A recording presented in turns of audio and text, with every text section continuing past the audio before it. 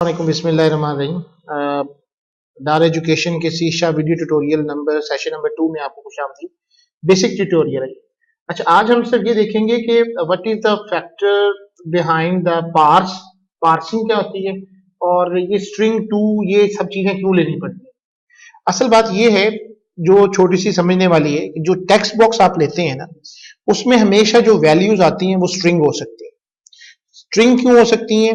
क्योंकि ये by default जब ये क्लास बनाई गई तो इसमें ये रखा गया कि जो भी करेक्टर यहाँ पे अपेयर होगा, बेशक आप 1 2 3 ही क्यों ना लें, वो होगा करेक्टर।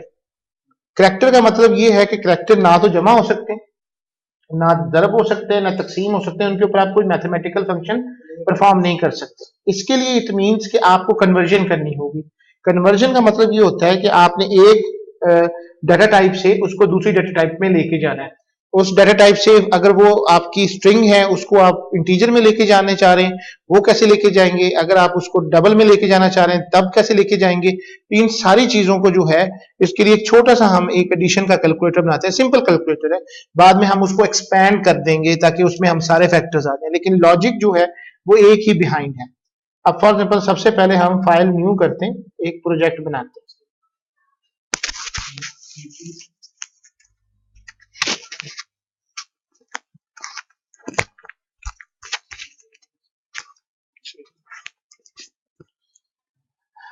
अब एक सिंपल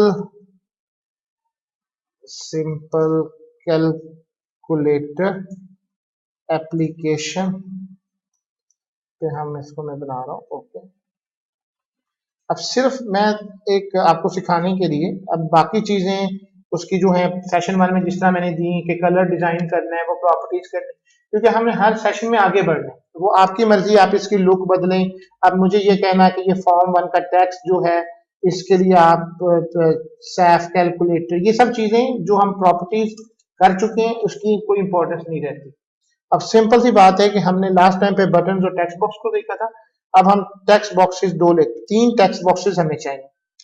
तो इनको मैं एक दफा कैलकुलेट किया, दूसरी दफा, फिर तीसरी दफा, एक मुझे फिर लेबल चाहिए 3, 1 2 3, और एक मैं बटन ले लेता हूँ।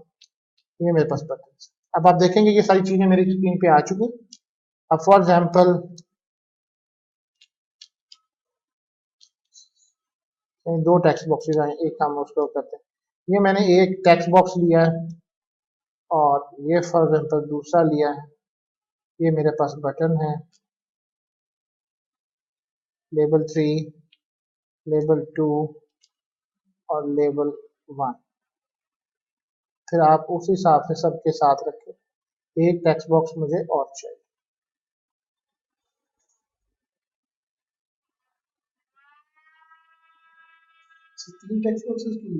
एक मैंने फर्स्ट नंबर के लिए लिया, एक सेकंड नंबर के लिए लिया, एक में मैंने रिजल्ट डिस्प्ले करवाया। अमूमन तौर पे टेक्स्ट बॉक्सेस आगे नहीं लेंगे, मैं अभी सिर्फ आपको समझा रहा हूँ, फिर हमने बटन्स बना देने, लॉजिक आपको समझा रहा हूँ, उसके बाद ये नहीं रहेगा। ये मैं इसका टेक्स्ट ले रहा हूँ ऐड के तौर पे। अगर आप इसके टैब्स करना चाहें, सबसे पहले ये 0 टैब है, ये 1 टैब है, इसको 2 टैब होना चाहिए। ये टैब सेटिंग करें, ठीक है, इसके अंदर आपका आ जाएगा रिजल्ट। अब ये आपने इसका टेक्स्ट का लेबल कर दें, first number,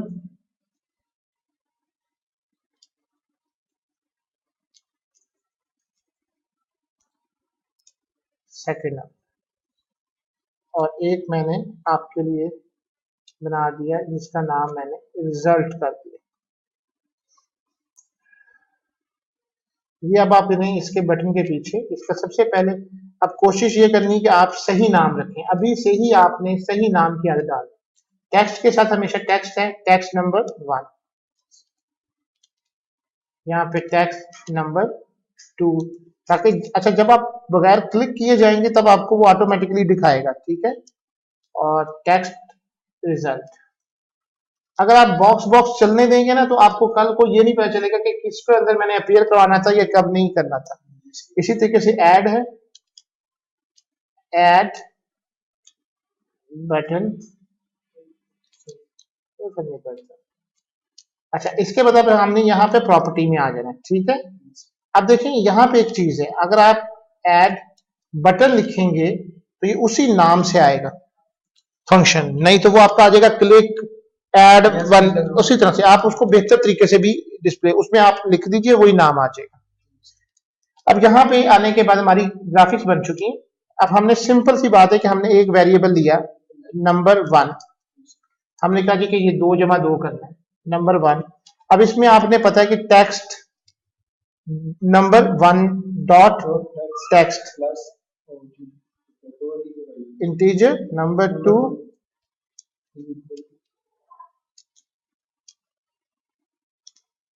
is equal to text number 2 dot text. इसी तरीके से मैंने एक इंटीजर रिजल्ट का ले लिया इज इक्वल टू नंबर 1। बहुत सिंपल सा जो मैथ का है कि दो नंबरों को हमने जमा कैसे कर, ये नीचे वाले में भी एरर दे रहे हैं। अब आपने एक रिजल्ट वाला टेक्स्ट रिजल्ट बनाया हुआ था, टेक्स्ट रिजल्ट डॉट टेक्स्ट, इसमें आपने ये रिजल्ट दे दिया, 2 में जमा कर लिया एंड रिजल्ट, लेकिन तीनों में एरर आ रहा है। इसकी वजह क्या है? अगर आप इसको चलाना चाहेंगे वो आपको सबसे पहले एरर को पढ़ना शुरू करें। अगर आप एक अच्छे प्रोग्रामर या डेवलपर बनना चाहते हैं तो आप उसके एरर्स को पढ़ें। 3 एरर्स है, can not implicitly convert type string to integer, और यहां पे 2 में स्ट्रिंग टू इंटीजर नहीं कर पा रहा और तीसरे में इंटीजर टू स्ट्रिंग नहीं कर पा रहा। ये मतलब क्या है कि आपने जो एप्लीकेशन बनाई है इसमें आपने जो स्ट्रिंग थी इनकी वैल्यूज के अंदर से लेके एक ऐसी वेरिएबल में लेना चाह रहे हैं जो कि आपका इंटीजर है। अब बिल फर्स्ट मैं आपको बताने के लिए कि लेट्स सपोज मैं यहां पे स्ट्रिंग कर देता,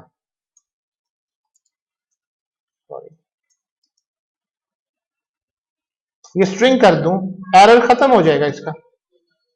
ये देखें उस वाले से एरर खत्म हो गया, लेकिन अब यहां पे एरर आ गया। ये नंबर 1 प्लस नंबर 2 पे एरर क्यों आया? क्योंकि याद रखें कि स्ट्रिंग और इंटीजर 2 जमा नहीं हो सकते, स्ट्रिंग स्ट्रिंग में भी नहीं जमा हो पाएगा। ठीक है, अब ये चीज आपने याद रखनी है।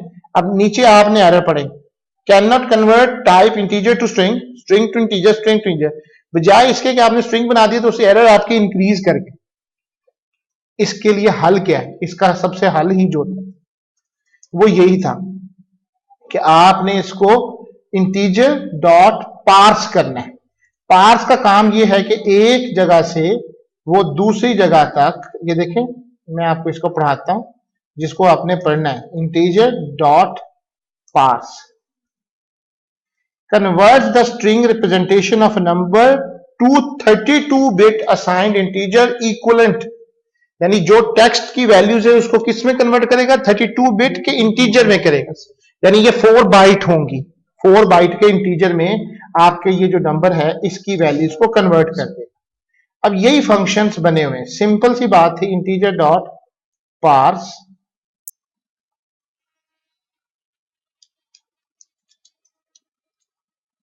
मैंने आपको पिछले लेक्चर में बताया था कि आप अपने हाथ से कम टाइम करने की कोशिश करें। अगर वो आपको दे रहा है तो ये ठीक बात नहीं। अब यहां पे हमारे एक बात कन्वर्ट होगी, हमने ये जो टेक्स्ट बॉक्सेस में से वैल्यूज थी उनको कन्वर्ट करके हमने इंटीजर में कन्वर्ट करवा दिया, लेकिन यहां से वैल्यू जो है वो जो है नहीं हो रही। तो इसका तरीका ये कि रिजल्ट डॉट टू स्ट्रिंग, ठीक है, टू स्ट्रिंग एक फंक्शन है जिसे to integer, to float, to double, जब आप देखेंगे इसमें आपको बहुत सारे मिलेंगे, क्योंकि यहां पे क्योंकि हमने टेक्स्ट को बदलना था इसलिए उसने ऑटोमेटिकली डॉट नेट खुद अंडरस्टैंड करता है कि किस चीज को किस में कन्वर्ट करना है। तो डॉट टू स्ट्रिंग फंक्शन के अंदर ये कमाल है कि ये ऑटोमेटिकली आपकी वैल्यूज जो हैं उसको स्ट्रिंग में कन्वर्ट कर देता है। इसी तरीके से टू इंटीजर, टू फ्लोट, इस तरह मुख्तलिफ चीजें आएंगी। अब मैं यहां पे 8 2 7 ऐड करवाता हूं तो आपके सामने ये है। अच्छा, अगर बिल फर्स्ट आप चाहते हैं कि इस रिजल्ट को आप मैसेज बॉक्स में डिस्प्ले करवाएं तो मैसेज बॉक्स में डिस्प्ले करवाने का भी तरीका एक जैसा ही है, मैसेज बॉक्स डॉट शो। अब इसमें आपने फिर वो रिजल्ट डॉट टू स्ट्रिंग, फिर ये 2 दफा, इसका मतलब ही ये कि ये फंक्शन है, इसको सेव करना है एंड देन आप उसको करेंगे तो ये वैल्यूज 87 आप इसको ऐड कीजिए, रिजल्ट यहां पे भी द सेम। लेकिन क्या अब 87.32.36 तो ये आपका एरर जनरेट करेगा। फ्लोट में आ गया ना सर, एरर देखें, एरर की तरीकाकार क्या है कि ये ला के आपको इस तरीके से डिस्प्ले करेगा और जो लाइन के अंदर गड़बड़ हो रही होगी उसको पीला कर देगा। आपका काम ये है फॉर्मेट एक्सेप्शन, क्योंकि हमने इंशाल्लाह एक्सेप्शन हैंडलिंग भी देखेंगे, तो इस एक्सेप्शन हैंडलिंग के अंदर हम इसको हल करेंगे। ये एक्सेप्शन आ चुकी है, प्रोग्राम बिल्कुल ठीक चल रहा था। When converting a string to date time, pass string to take date before putting each variable. Similarly हमारे साथ भी यही हुआ कि जब इसने हमें इसका रिजल्ट दिखाया तो ये हमें उसने ऑन उसकी एक्सेप्शन दिखाई कि ये वो कर रहा था नंबर 1 नंबर 2, लेकिन जैसे ही उसने इसको किया सिंपल कैलकुलेटर के अंदर तो ये हमारा कॉल स्टैक के अंदर आता है। ये आपको एरर दिखा रहा है कि ये क्या हुआ है कि ये जनाब this is the next statement, it will be executed to change the statement in the executed next, drag the arrow. आपको वो ऑटोमेटिकली वो सारी की सारी इस स्टेटमेंट के बाद ये चलनी थी, पहले स्टेटमेंट ही गलत हो तो वो सारी। सो आप इस चीज को इसको खत्म करें, स्टॉप डीबगिंग को। अब आप चाहें तो आप इसको दोबारा से चला के सही कर सकते हैं। 7 and 8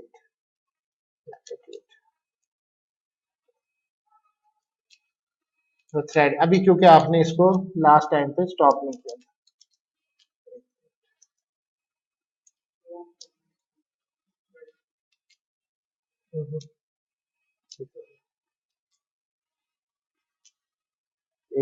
87, 88. Now we have a very good result.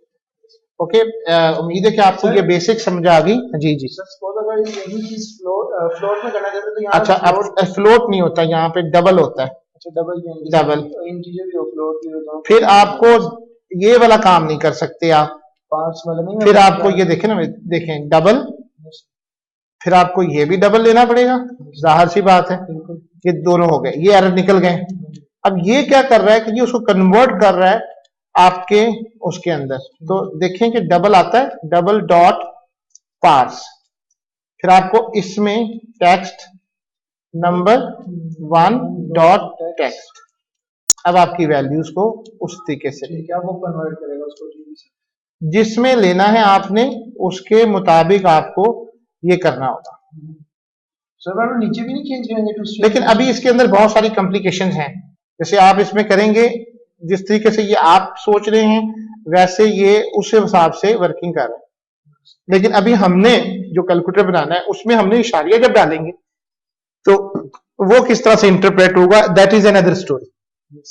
अब हमने उसको एक डिफरेंट एंगल से देखा। उम्मीद है कि ये चीज समझ आ गई।